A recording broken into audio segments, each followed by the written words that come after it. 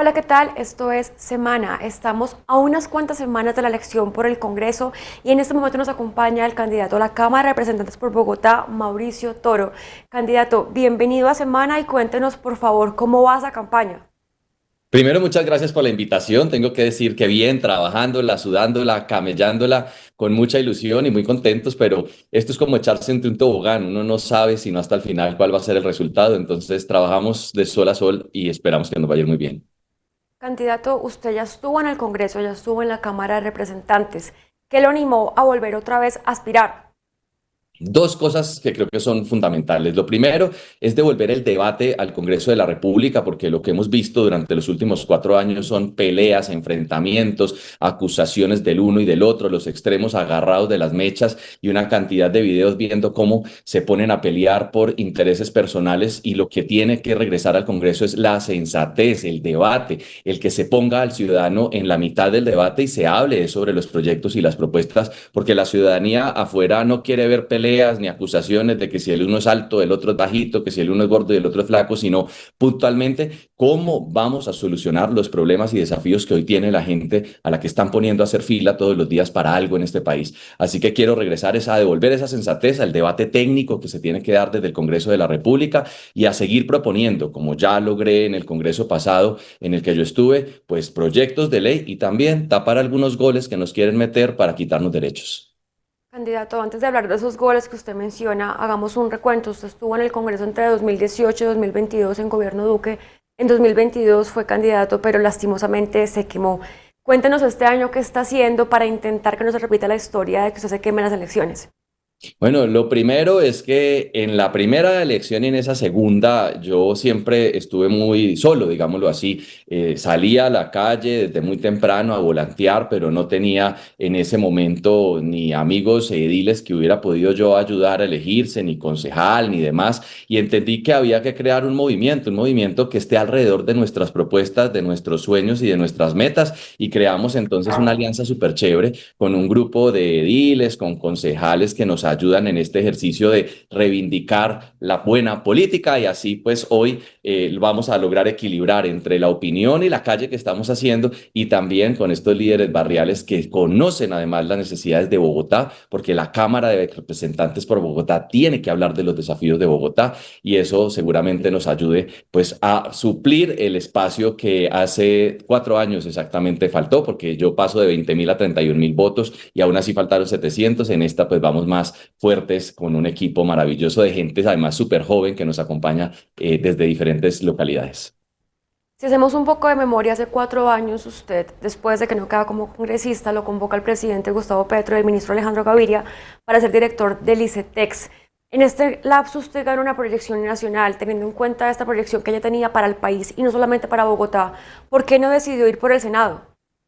Esa fue una de las preguntas que nos hicimos dentro del equipo de si era el momento de llegar a Senado, dado, digamos, el reconocimiento de la buena gestión que hicimos en ICETEX. Sin embargo, ocurrió algo hacia el mes de noviembre del año pasado y es que muchos representantes actuales a la Cámara decidieron dar el salto a Senado y se abrió un espacio muy interesante en Cámara para seguir defendiendo a Bogotá. Eso quiere decir, pues, que Senado iba a ser una lista muy, pero muy congestionada en todos los partidos con unas figuras de opinión importantes también desde Senado y pues Cámara abrió un espacio que resulta muy importante y valioso para nosotros. Eso implicó entonces que yo decidiera más bien repetir Cámara de Representantes aprovechando, digamos, ese espacio y esa oportunidad y seguir trabajando por Bogotá, que al final pues es la ciudad que a mí me lo ha dado todo, porque en esta ciudad yo me enamoré, aquí me partieron el corazón, aquí emprendí, aquí me gradué de la universidad. Esta ciudad me ha entregado todo como a muchos colombianos que tienen que venir a Bogotá en busca de mejores oportunidades, pero esta ciudad que es de todos y de nadie necesita quien la defienda y yo le quiero devolver a Bogotá todo lo que me ha dado y con agradecimiento hoy quiero seguirla representando,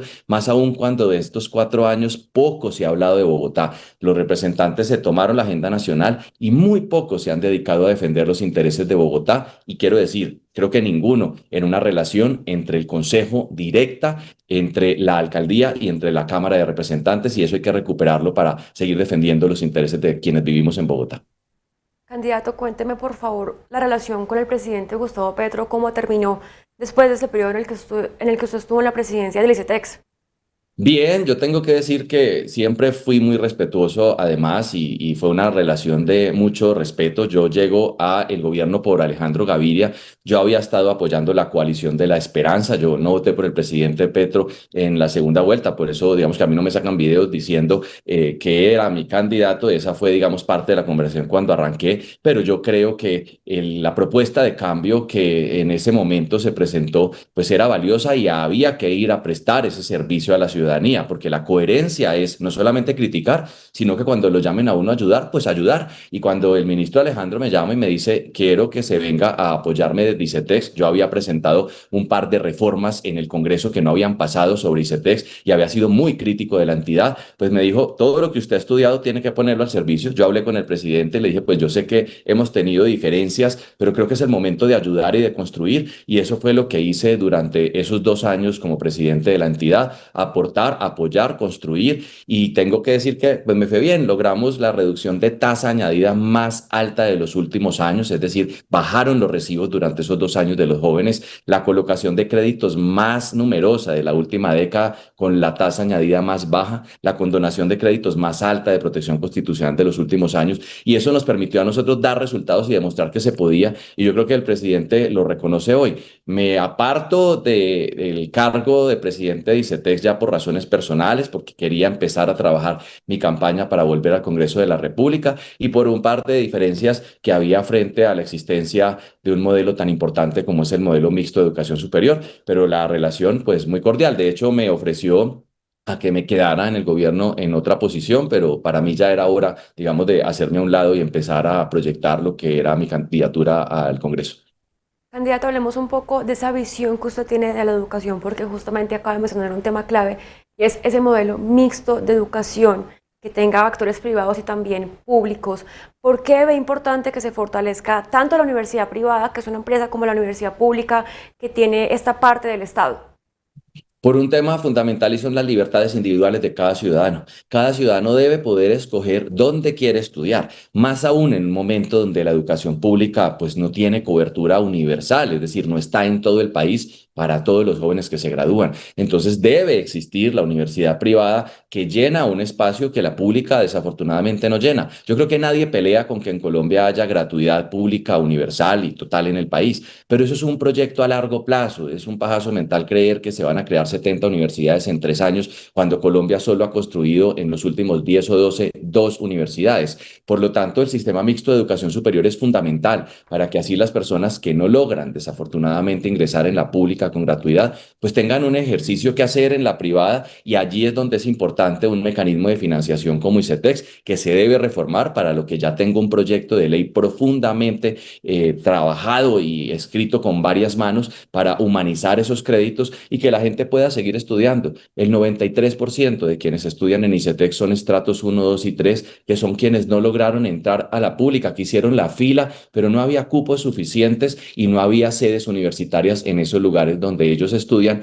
y donde están las universidades privadas de acceso. Entonces, ese modelo debe coexistir. En un futuro, cuando haya gratuidad total, pues ya será otra la historia, pero deben seguir existiendo las privadas. Muchas veces el programa que está en la pública no está, digamos, en la privada, o al contrario. Y si la gente quiere estudiar en la privada y quiere asumir un crédito y decirle al Estado, gracias por darme la gratuidad, pero quiero hacerlo en esta universidad porque me gusta el profesor o el enfoque, pues que el Estado pueda concurrir entonces a financiarle con una tasa decente, y no podemos acabar el sistema mixto porque eso no funciona. Debe haber una coexistencia de ambos, y esa va a ser parte de mi defensa en el Congreso de la República. Candidato, cuando un joven se gradúa con una deuda del ICETEX, muchas veces se da cuenta de que el salario no está pagando esa deuda. ¿Cómo atender usted, cómo atendería desde el Congreso este problema para que los jóvenes que han estudiado con crédito de ICETEX pues puedan tener una vida, tener unos ahorros, irse formando a medida que paguen ese crédito y que no terminen en el cuello? Lo primero es hacer lo que hice yo cuando estuve esos 2 años, dejarlo temporal, permanente, y es reducir la tasa. La tasa no debería ser más allá de la IPC, es decir, la inflación más 3 puntos. Hoy, después de que yo me fui, subieron la tasa a IPC más 12 y más 14, cuando la teníamos en IPC más 0, más 1 y más 3. Es decir, tenemos que garantizar una tasa máxima del IPC más 3, que es el costo de la inflación más 3 puntos. En segundo lugar, el recibo, la cuota no debería superar el 20% del ingreso de un joven. Es que hoy lo que estamos viendo es que muchas veces la cuota supera el salario o se lleva hasta el 80%. Eso implica que la reforma que tenemos que incluir garantice que nunca supere el 20% del ingreso. Pero también algo que indigna mucho a los jóvenes, que no tienen claro cuánto se va a capital e intereses. Necesitamos que se vaya más al capital que a los intereses, de tal manera que sea el 60% de cada recibo que se aporta al capital, el 40% intereses, para que la cuota sea mucho más humana. Entonces, reducción de la tasa, adicionalmente a eso, que no supere el 20% del ingreso ese recibo. Y en tercer lugar, muy importante, condonación por mérito académico o para estimular algunas carreras que se necesitan. Medicina, docencia, carreras STEM deberían tener condonaciones de ese crédito, pero un crédito muy humano que además no le cobre a las personas si no ganan más de un salario mínimo, y adicionalmente que suspenda los cobros sin acumular intereses mientras la persona no tiene trabajo. Eso implica una reforma profunda que ya está escrita por nuestro equipo y que tenemos que llegar a radicar al Congreso para humanizar el crédito y permitirle sobre todo un plan de salvamento a quienes hoy, digamos, tienen esos créditos del cuello, que se tramitó y se hizo con el equipo de trabajo de ICETEX en su momento, pero que hoy lo suspendieron. Necesitamos poderlo reactivar. Candidato, le cambio un poco el tema. Usted durante la campaña ha hablado mucho de la tramitología y tiene propuestas en ese sentido. Cuénteme, por favor, si llega al Congreso, qué es lo que quiere hacer para que el colombiano emprendedor no tenga que hacer tantos trámites.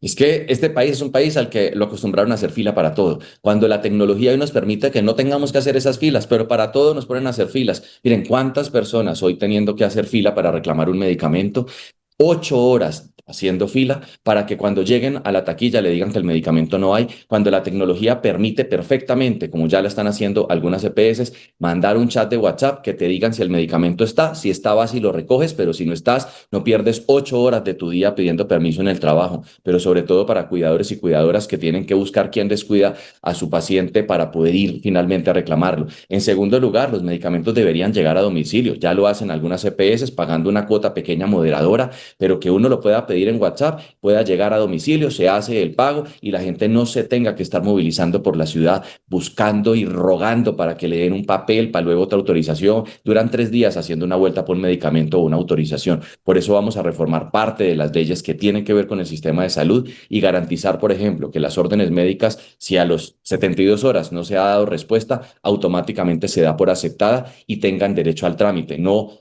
320.000 tutelas que hemos visto el último año para acceder a un derecho cuando somos nosotros los que pagamos la salud de nuestro bolsillo y nos abusan. Y cierro con esto en temas de salud. Tecnología blockchain para evitar que un mismo paciente fallecido reclame 12.000 veces el mismo medicamento, o ese mismo paciente fallecido tiene 300 cirugías en el mismo día, que es por ahí donde desagran el sistema. Pero también en temas de vivienda, nos ponen a hacer filas en la notaría. Una persona que va a comprar una BIS o una VIP le toca pagar unas escrituras de 2 millones, 3, 4, 15 millones de pesos, dependiendo del valor de la propiedad, cuando por tecnología eso se puede hacer de manera casi que gratuita. 136 trámites que podrían ser digitales, hoy nos ponen a hacer fila. Para emprender, una fila enorme que tiene que ir al INVIMA a esperar en fila, que tiene que ir al ICA a esperar en INVIMA, que tiene que ir usted a la DIAN, es decir, todo el mundo le hace fila y a todos nos ponen a hacer fila. Los trámites deben ser automáticamente virtuales y digitales, y eso implica modificar unas leyes para obligar al Estado a que se tecnifique, se modernice, y con tecnología como blockchain, contratos inteligentes para que no hagamos la fila del saqueo de los recursos, que es lo que vemos constantemente, sino que contratos inteligentes por tecnología nos permitan blindar las licitaciones públicas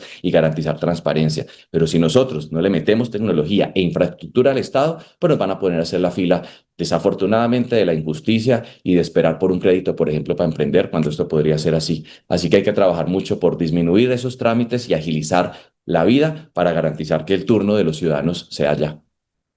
Candidato, para ir cerrando al comienzo de esta conversación, usted decía que quiere llegar al Congreso porque al ciudadano le están metiendo algunos, entre comillas, micos en la agenda de país. Cuéntenos, por favor, cuáles son esos temas que usted cree que el ciudadano está a punto de ser engañado en esta agenda de país, no solamente por parte de un gobierno, sino en general en el contexto social. Miren, todo el tiempo le ponen trabas a emprender. Cuando uno mira, cada gobierno se jala de a dos a tres reformas tributarias y cargan al emprendedor constantemente. El 96% del tejido empresarial de este país son micro, pequeñas y medianas empresas, pero a esas empresas les cargan y les cargan y les cargan responsabilidades y ellas generan el 93% del empleo formal de Colombia. Nosotros necesitamos que esas empresas no les cuelguen más arandelas, no les metan más goles, sino que las descarguen. Necesitamos un sistema tributario diferencial, un impuesto pequeño para las pequeñas, uno mediano para las medianas y uno grande para las grandes. Pero hoy el mismo impuesto de renta, el mismo IVA, el mismo hipoconsumo lo paga una pequeña que una gigante y eso no es justo. Pero adicionalmente a eso, entonces los cargan de trámites y eso es lo que tenemos que parar. Cada que uno va al Congreso pasan entonces proyectos de ley. ¿Qué trámite para que esta empresa haga esto? ¿Qué trámite? Por Dios, no podemos permitir que nos metan más goles a los emprendedores porque son la economía. Si un país no tiene empresas que tributen, no hay un país que pueda invertir en educación, en seguridad, en arte y cultura. Entonces, ahí vamos a tapar esos goles cada que le quieren cargar a los emprendedores algo. Lo mismo en temas fintech. Necesitamos que la banca tradicional deje de acaparar el mercado, que las fintechs y las nuevas bancas digitales puedan tener menos barreras para poder ofrecer mejores servicios a menos costos, pero la banca se opone constantemente a eso y necesitamos liberalizar un poco la banca. Hablar, por ejemplo, de la regulación de los criptoactivos, las criptomonedas. Hoy manejan mucho dinero en Colombia, les han puesto trabas, necesitamos formalizarlas para vigilar que no hayan estafas, pero lo más importante, para que esa industria genere empleos, que genere riqueza en Colombia y así constantemente. Y cierro con un tema. El tema de los derechos de las personas diversas en este país. Todo el tiempo quieren quitarnos derechos cuando nosotros estamos pidiendo es tener los mismos de cualquier ciudadano colombiano. Entonces ahí tenemos que trabajar en igualdad de derechos porque Colombia tiene que ser un país que valora a las personas por su talento, por su honestidad, por sus ganas de trabajar y no por con quién se acuesta o por cómo ama. Entonces tenemos que trabajar mucho en eso y en otras tantas cosas de deporte, de salud, de seguridad. Colombia tiene que empezar a hablar de seguridad con seriedad, seguridad con tecnología, con humanidad, pero seguridad porque no podemos vivir con miedo. Nos pusieron a hacer la fila del miedo. Bogotá está invivible y necesitamos garantizar también que la ciudad y nuestras ciudades pues tengan seguridad, porque si no, ¿quién monta una empresa cuando no hay seguridad? ¿Quién atrae inversión extranjera cuando no hay seguridad? Y desde el Congreso tenemos que empezar a hacer control político para garantizar que este sea un país donde la gente se quiera quedar, donde la gente pueda estudiar y donde la gente pueda emprender sin que les vacunen, sin que les cierren sus negocios y sobre todo sin que los atraquen. Candidato a la Cámara Mauricio Toro, pues le agradecemos por conectarse con Semana y esperemos y nos encontramos en el Congreso en los próximos meses. Yo sé que así va a ser y le quiero desear mucha salud física, mental y prosperidad a las personas que nos ven. Y no se olviden votar por el número 105 del Partido Verde a la Cámara por Bogotá. No sale ni mi cara ni mi nombre, entonces es una X en el girasol y una X en el 105 para que así no hagamos más filas y exijamos que nuestro turno sea ya. Por el emprendimiento, por la seguridad, por el derecho a la salud, pero lo más importante para que podamos tener los debates serios alrededor de los ciudadanos que se tienen que dar desde el Congreso y desde la Cámara. Bueno, y no se olviden de conectarse a semana.com siempre con todo este cubrimiento de elecciones. Sigan conectados con semana.com.